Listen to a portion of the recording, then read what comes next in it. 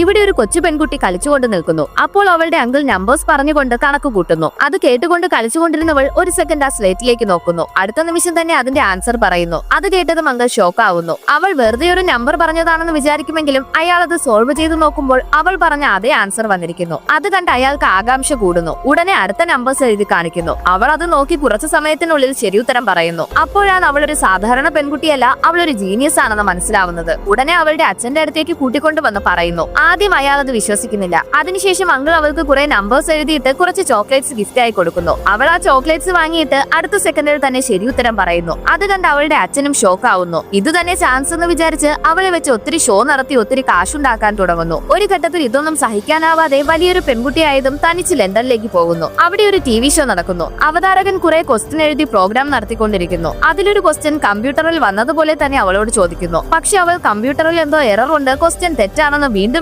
പറയുന്നു. കമ്പ്യൂട്ടർ എങ്ങനെയാണ് തെറ്റിക്കുന്നതെന്ന് ചോദിച്ച് അവളെ അപമാനിക്കുന്നു. അതോടെ ഷോ സ്റ്റോപ്പ് ചെയ്യുന്നു. പിറ്റേ ദിവസം നോക്കുമ്പോൾ ഇവൾ പറഞ്ഞതുപോലെ തന്നെ കമ്പ്യൂട്ടറിൽ എറർ ആയതാണെന്ന് ന്യൂസിൽ എഴുതിയിരിക്കുന്നു. അതിനുശേഷം അവളെ ലോകം ഹ്യൂമൻ കമ്പ്യൂട്ടർ എന്ന് വിളിക്കാൻ തുടങ്ങി.